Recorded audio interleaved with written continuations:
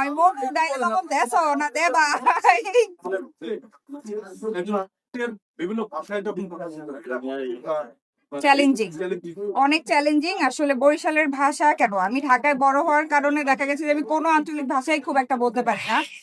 But এখন যেটা হচ্ছে যে বরিশালের ভাষা অবশ্যই এই ক্ষেত্রে আমাকে পুরো ইউনিট অনেক হেল্প করছে, কারণ পুরো ইউনিটের ম্যাক্সিমাম বরিশাল্লা ছিল সবকিছু। তো দেখা গেছে যে মেকআপ আর্টিস্ট থেকে শুরু করে মেকআপের যে অ্যাসিস্ট্যান্ট, ওকে আমি বলছি এই ডায়লগটা কি হবে বল, ও মেকআপ করতেছে আর বলতেছে এটা এরকম হবে ওইটা ওরকম হবে। তো আমি পুরো ইউনিট আমাকে অনেক হেল্প করেছে। আর মোশাররফ ভাই তো আছেই, মোশাররফ ভাই খুব হেল্প করেছে, ডিরেক্টর হেল্প করেছেন। তো সামনে আমি এখন নোয়াখালী শিখছি। আমি ইচ্ছা আছে পুরান ঢাকার ভাষায়, নোয়াখালীর ভাষায় একটু নাটক করার। তো নোয়াখালী ভাষা টুকটাক শিখছি এখন। এবং যেহেতু বরিশালের ভাষায় কাজ করেছেন এবং অবশ্যই বরিশালের লোকাল দিতে হয়েছে।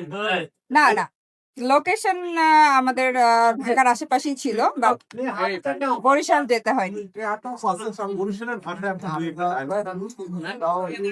আসলে ভাষা আমি পারি না, ওই মোর ডাইলে তখন দেছো না দেবা। এই ছোটবেলা থেকে যেটা শুনতে শুনতে বড় হয়েছে আসলে। আমি খুব একটা ভালো বরিশালের ভাষা পারি না, এতটুকুই পারি। মুই বরিশাল্লা ভাষা তো ভালো পারি না বুঝছে, আপনারা বলতে পারছেন। Thank you. বাট বরিশালের যারা চেয়ে নিচ্ছি, কারণ আমি আসলে বরিশালের ভাষা খুব ভালো পারি না।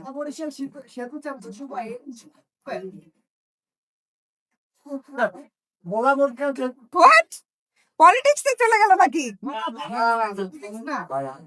অবশ্যই আমি আমি জানি না, বাট অবশ্যই যদি সেতু হয় এটা যদি ভালো, অবশ্যই ভালো হবে। আমার মনে হয় যোগাযোগ আরো ভালো হবে।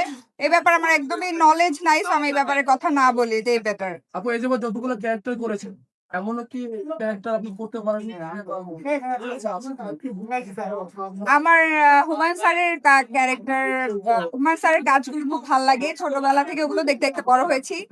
তো আমি এখনো ওনার নাটকগুলোর ফ্যান। আমার মনে হয় যে হুমায়ুন স্যারের কোনো গল্পে কাজ করতে পারলে আমার অভিনেত্রী জীবন সার্থক হবে। আপনি জায়েদ ভাই